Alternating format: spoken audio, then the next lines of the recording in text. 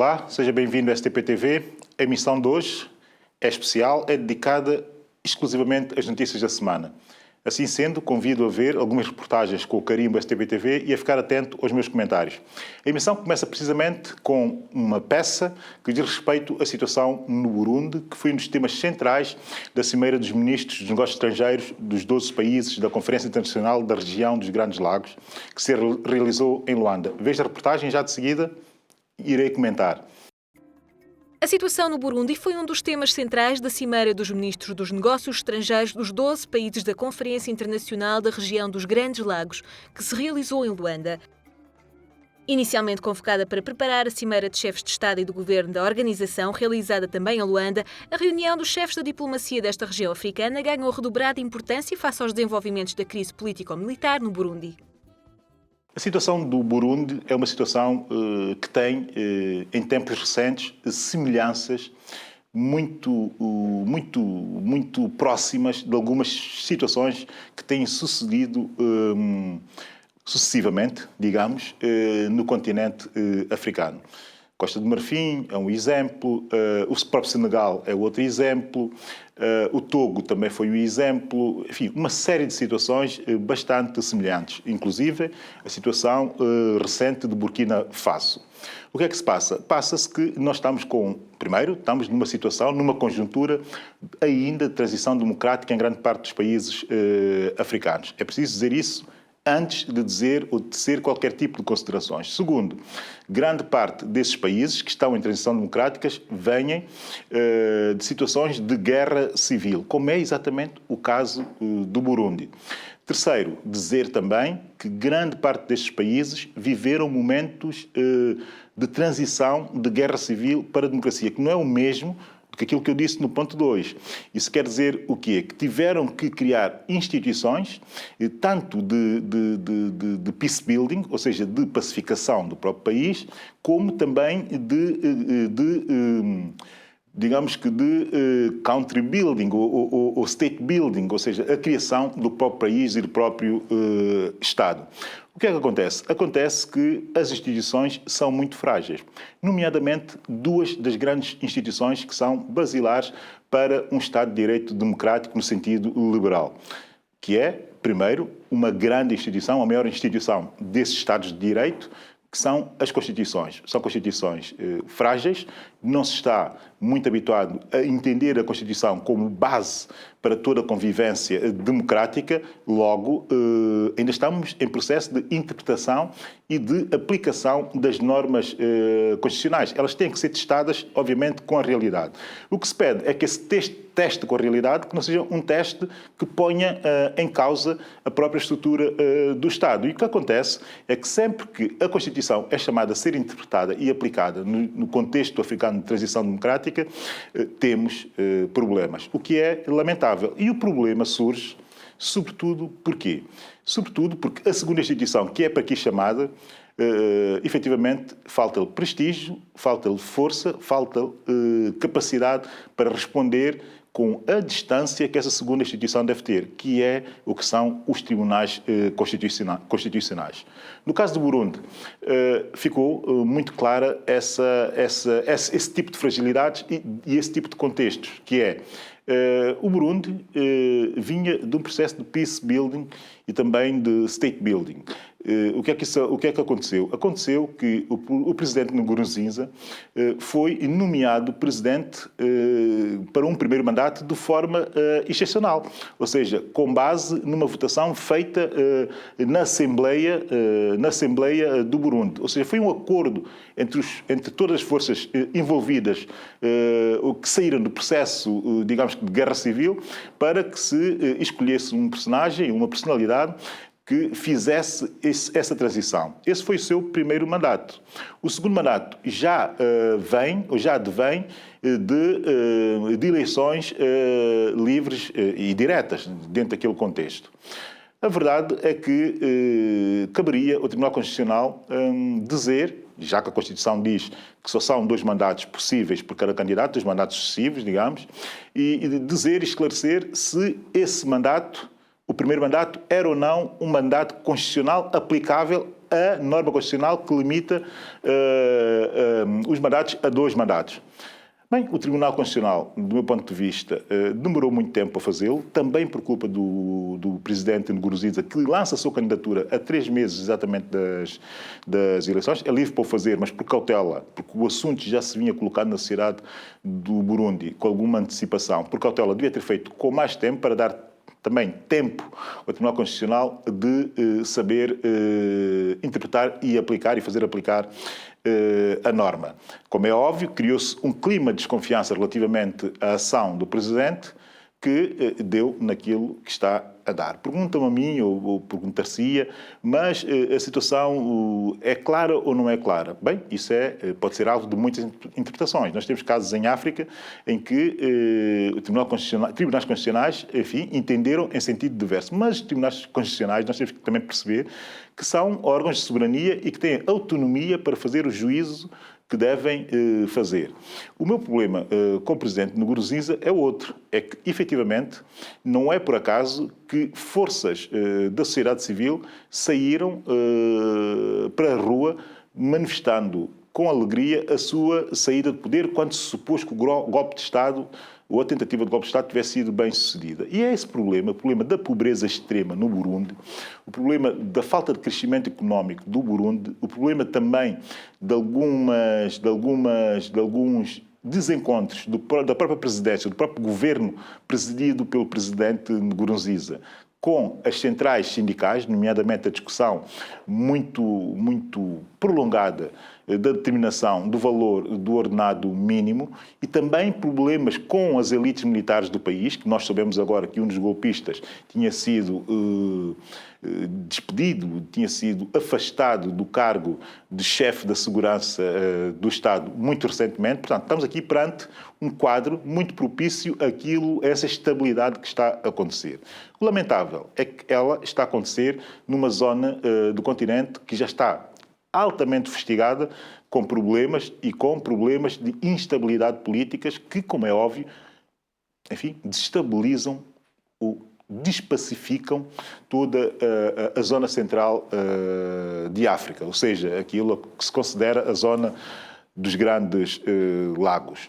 Portanto, não interessa nada nem ao continente, nem a essa região, que é uma região preponderante. Porquê? Porque existindo ali desestabilização, existindo ali pouca paz, digamos, existindo ali muita conflitualidade, é, de facto, uma conflitualidade que rapidamente se estende e que marca também muito a ação de países à volta, que estão, obviamente, em processos de pacificação, alguns consolidados, outros em consolidação. Não interessa a ninguém que uma situação de crise como aquela que se está a viver no Burundi, que se estenda por muito mais tempo. Eu tenho que deixar essas 2 notas para terminar o meu comentário, que são notas que eu acho que têm, de facto, que serem ditas com maior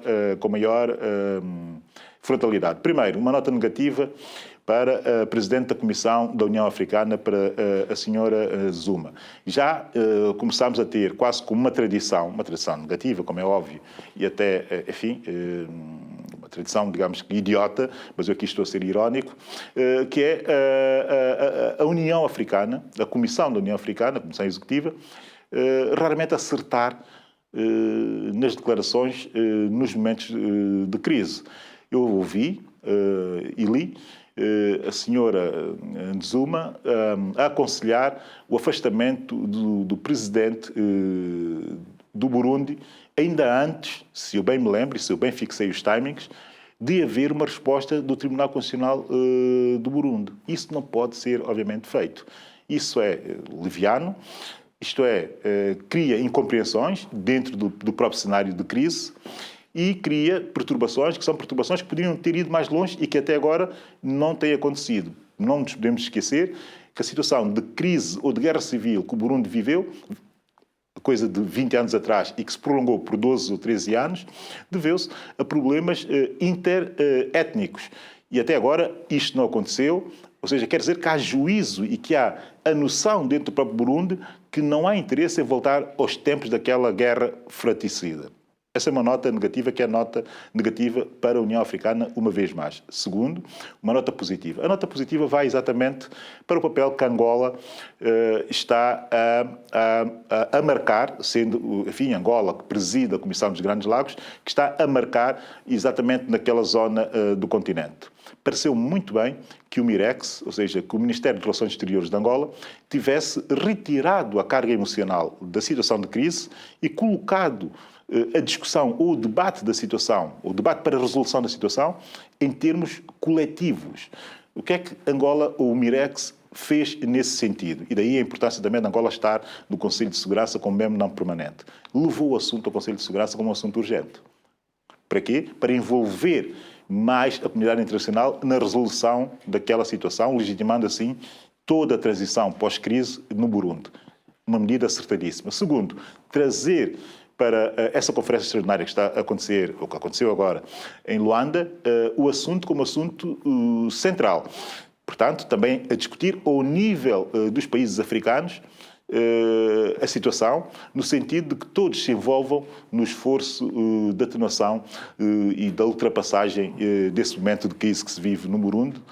Um país que não precisa de crises dessas para nada, deve-se concentrar, ou devia se concentrar, sobretudo, no seu desenvolvimento, porque é, efetivamente, um dos países, um dos 5 países mais pobres, e eu repito e sublinho, mais pobres do continente africano. Portanto, toda a concentração devia estar no esforço para o desenvolvimento e não em crises, que são, obviamente, crises em que todos têm responsabilidade. O presidente Nkurunziza não pode deixar também de assumir as suas responsabilidades, do meu ponto de vista, pelo timing, primeiro, do lançamento da sua candidatura, segundo, por não ter, que era coisa que devia ter feito, e para até atenuar as reações que existiram posteriormente, e não ter previamente consultado o Tribunal Constitucional no sentido de esclarecer a situação do seu primeiro mandato.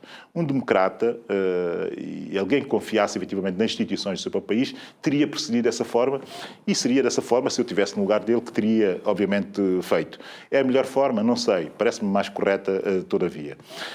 A África pode dar um passo gigante rumo à integração económica no próximo 10 de junho. Aqui estamos já num outro contexto, com a assinatura de um acordo de livre comércio entre 26 países do continente. Veja a reportagem.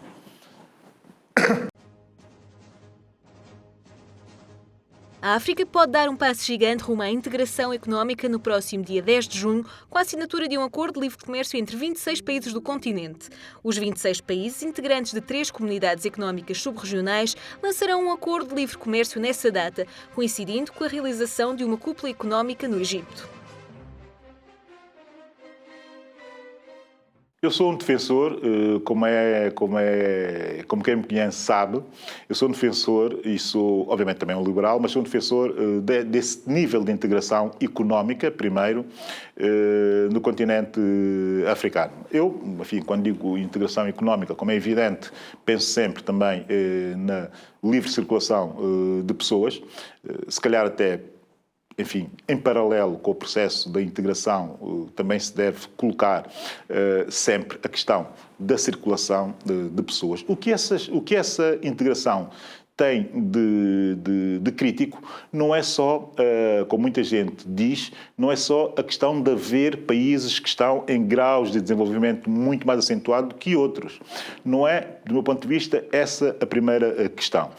A primeira questão que se deve colocar aqui não é questão só de desenvolvimento, é questão do desenvolvimento das estruturas que permitam a livre circulação de bens entre os países. De bens e de pessoas, obviamente. Mas vamos falando aqui só primeiro de bens. Quer dizer, há países africanos que têm estruturas logística, portuárias, do que seja, para facilitar a circulação, e até alfandegárias, para facilitar a circulação de bens, que são, obviamente, estruturas muito débeis. É muito mais difícil se calhar, para alguns países africanos exportarem para o país seus co-vizinhos do que, se calhar, exportarem para fora do continente. Portanto, talvez fosse bom, nesta altura, conceber-se um plano geral, digamos, que para o continente, um plano a financiar, através de um fundo, a financiar, efetivamente, as estruturas portuárias e alfandegárias de todo o continente. O que é que eu quero dizer com isso? Isto não é nada utópico, até porque essas estruturas são rentáveis e podem ser perfeitamente concessionadas em outsourcing ou até, enfim, no sistema e no modelo que se queira. Isso são estruturas que a longo prazo são estruturas normalmente rentáveis, logo não fazia e não me chocaria nada que se, antes de avançar para a integração ou em paralelo com esse processo, que se apostasse efetivamente na criação de um fundo, obviamente financeiro, no sentido de proporcionar aos países que menos acesso têm ao financiamento das suas infraestruturas portuárias, alfandegárias e etc., que o pudessem fazer através desse fundo, e um fundo exclusivo ou misto, mas eu preferia que fosse exclusivamente africano. Relativamente a esse processo, essa é a minha sugestão e não vou alongar muito nos detalhes, porque já vi 3 ou 4 tentativas de se avançar no sentido da integração plena de uma série de países, mas que, no entanto, ficou tudo no papel e depois, quando chegou a hora ou o momento da assinatura e de incorporar essa integração dentro da ordem jurídica interna de cada país, ninguém, ou quase ninguém, o fez com propriedade de vida e com oportunidade de vida para que o processo de integração, enfim, evoluísse e avançasse. Portanto, eu tenho expectativas, vamos lá ver em que é que, ou como é que elas vão ficar, mas, enfim, do meu ponto de vista, é, obviamente, esse o caminho que a África deve seguir. Porquê? Porque já temos empreendedores, já temos investidores, já temos projetos empresariais suficientemente consolidados para ambicionarem serem multinacionais dentro do nosso próprio continente. Ou seja, fazer com que os projetos empresariais fortes sejam capazes de estar posicionados em países africanos, com fundos africanos, com tecnologia africana e também com recursos humanos africanos. É preciso que nós entendamos que há massa crítica neste momento no continente, não é imensa, mas já começa a haver massa crítica a preocupar-se com esse tipo de situações e a olhar para grande parte das regiões e grande parte do território continental como um território único. Porquê? Porque conhecem os riscos, sabem como investir, porque têm as suas redes de contacto, porque têm tudo. Falta, de facto, a integração, que seria o fator facilitador último para que tudo pudesse acontecer bem e para que tudo se tornasse atrativo para, para os investidores africanos que já existem dentro do próprio continente. Passando a outra notícia, o ProSavana, um megaprojeto agrícola do Executivo moçambicano para o norte do país, espera ter o plano diretor do programa aprovado pelo governo até o final do ano. E asseguraram as instituições moçambicanas, peço perdão, hoje que nenhum camponês será expulso das suas terras. Ora vejam. O ProSavana, um megaprojeto agrícola do Executivo moçambicano para o norte do país, espera ter o plano diretor do programa aprovado pelo governo até ao final do ano e assegurou que nenhum camponês será expulso das suas terras. Marcado pela controvérsia desde o seu nascimento, o ProSavana gerou receios de que as comunidades residentes na área do programa perdessem as suas terras e motivou protestos dos habitantes do corredor de Nacala e de várias organizações não governamentais que questionaram o sucesso de uma experiência similar no Brasil. Essa notícia do ProSavana tem uma coisa muito boa, que é a parte final da notícia, que é o facto de as instituições moçambicanas terem agora finalmente garantido que não haverá, enfim, incomodidades para os agricultores que vinham reclamando muito. Os agricultores locais, os pequenos agricultores, os agricultores da subsistência, digamos, mas que são agricultores, que são rurais, que fazem de facto o mundo rural moçambicano, reclamando que haveria o risco deles perderem as suas terras por expropriação para beneficiar a agroindústria. Muitas instituições, muitas ONGs, muita sociedade civil moçambicana envolvida no processo de combater essa prática, ou seja, a prática que se vinha anunciando de que iria haver expropriações e deslocalizações de agricultores que fazem agricultura familiar, que fazem a pequena agricultura e que sempre e sempre viveram naqueles locais, sempre, quando eu digo sempre, o sempre pode ser em consequência da tradição local ou então em consequência também da migração interna, mas já com estabilidade familiar, inclusive em alguns locais. Bem, a verdade é que garantindo o Estado ou o governo moçambicano que isso não vai acontecer, isto pode ser, de facto, uma boa notícia. No entanto, o ProSavana é um projeto que vai ceder, enfim, terras, áreas consideráveis do território moçambicano para a agricultura. Parece-me sensato e de boa ideia e de boa análise criar-se um plano diretor que normalize toda a situação e que não resulte só de um ato de voluntarismo e de aposta sem estrutura, digamos que institucional, que suportasse decisões desse tipo. Era essa, essencialmente, a crítica que vinha sendo ouvida na sociedade moçambicana. Parece que há aqui uma reação boa do governo moçambicano a ver como é que as coisas vão evoluir. Porque isto de anúncios são sempre anúncios e nunca se sabe como é que a realidade vai ser posta em prática. Veremos, as expectativas também aqui são grandes. Porquê? Porque isso não é só um problema de Moçambique, é um problema que é geral a todo o continente africano. As terras, as áreas disponíveis para a agricultura em África são as melhores áreas que existem no mundo, nesta altura. Logo, elas são ambicionadas por quem faz agroindústria, o que também é normal, não é? Existem lá condições boas. É óbvio que quem tem capital e quem tem a tecnologia para fazer agroindústria que queira utilizar esses espaços para o fazer. Cabe, obviamente, aos Estados saber também proteger os interesses nacionais. Parece-me aqui que Moçambique vai no bom caminho. Esperemos que nós não tenhamos que daqui por alguns meses ou anos ter que estar aqui a comentar conflitos entre agricultores tradicionais e os novos agricultores do agrobusiness. Passamos agora à análise da atualidade de São Tomense. Antes das reportagens, deixo-lhe um breve comentário. Bem, isto é muito simples. O que está a acontecer em São Tomé e Príncipe, enfim, é fácil de, neste momento, de resumir. O país está a viver um momento, obviamente, de expectativas. Expectativas relativamente, sobretudo, à ação do governo.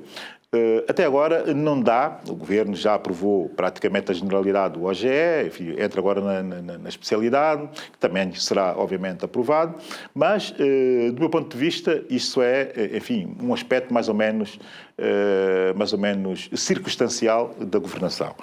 O que vem aí, que é a mesa redonda, que já foi anunciada pelo próprio Governo e também já com a bênção, digamos, dos emissários do FMI e do Banco Mundial que estiveram recentemente no país, a mesa redonda será, de facto, do meu ponto de vista, o evento, o momento, a base do primeiro ano da governação do atual Governo.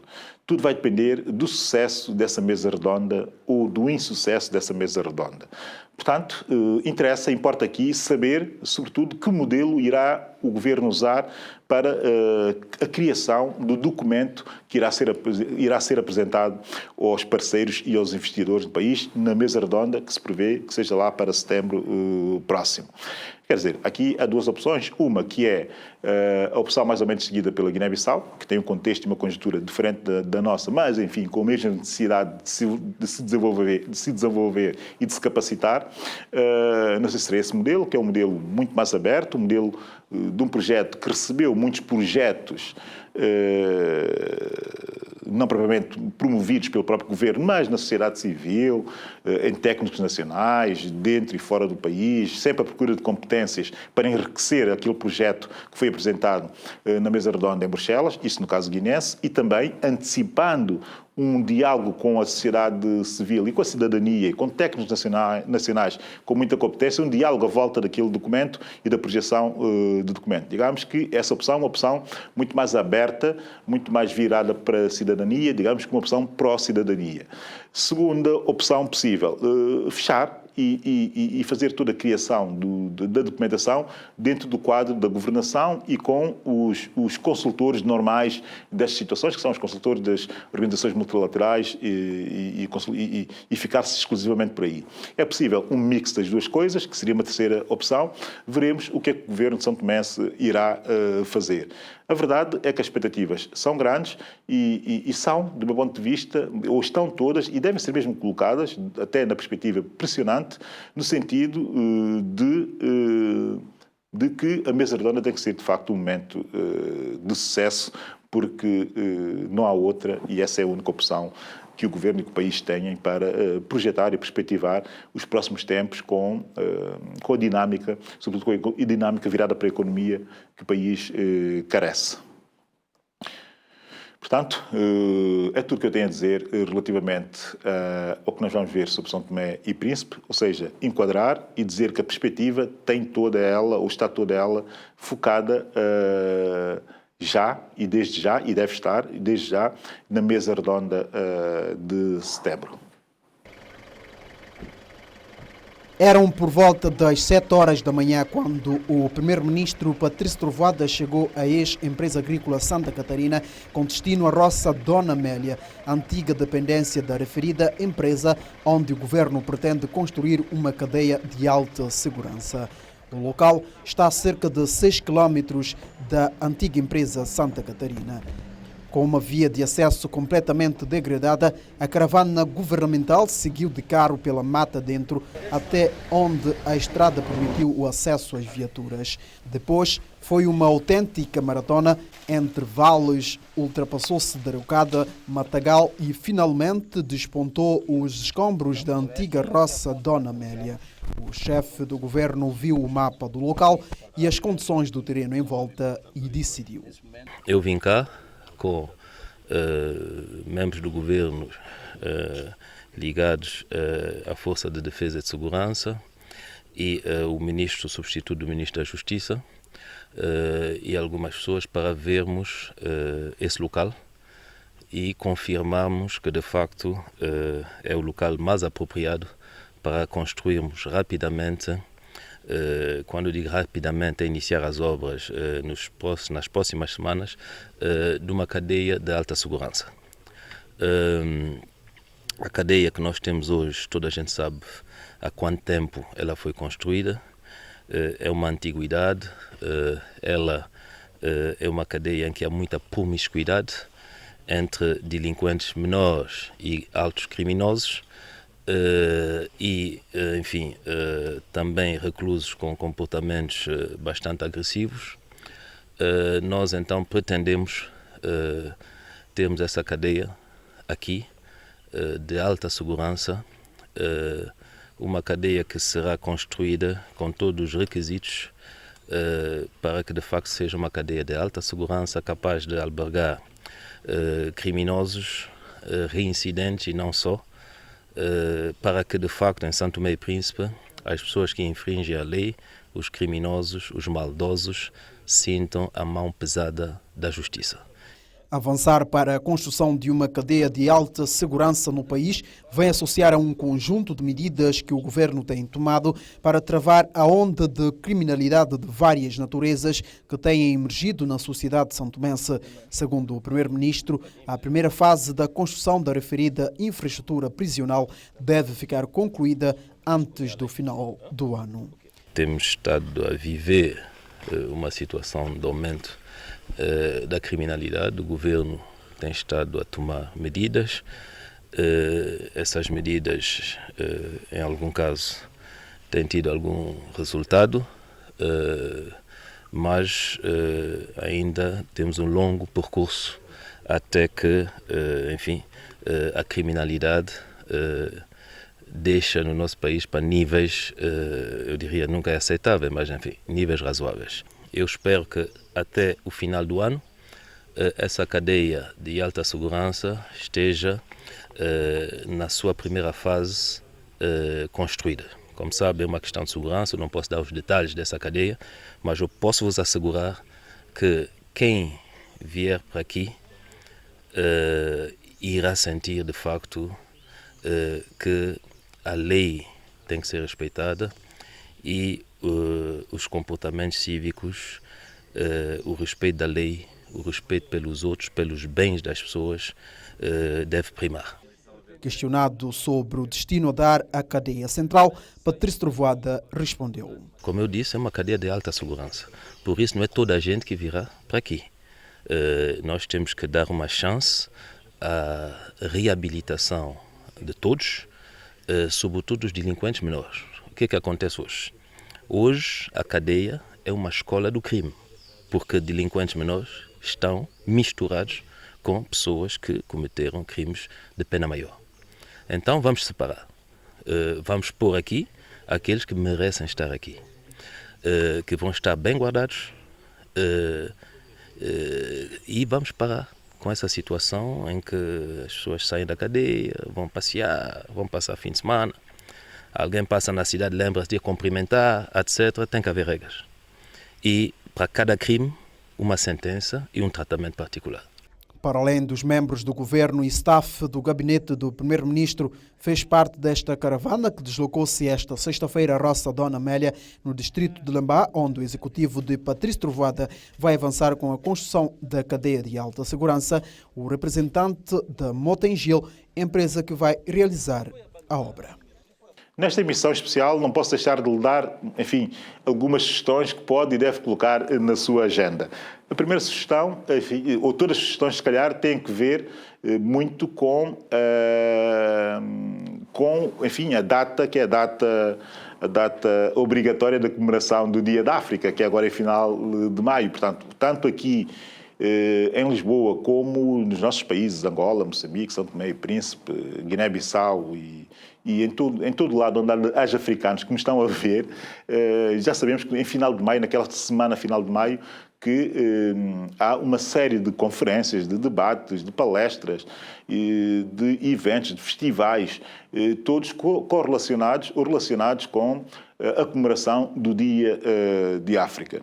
Enfim, eu nesta altura podia fazer sugestões muito específicas, mas não vou ser assim tão específico, vou dizer só às pessoas que saibam refletir sobretudo os africanos e os que são amigos da África, os que têm interesse em África e os que se interessam até pelo continente, enfim, da forma como quiserem interessar-se, que reflitam sobre o momento do continente africano, que reflitam sobre o que se está a passar no continente, enfim, e também que se reflita sobre a sua história, sobre como se poderá projetar o continente para o futuro. Há muita coisa neste momento disponível a esse nível, para leitura e para reflexão.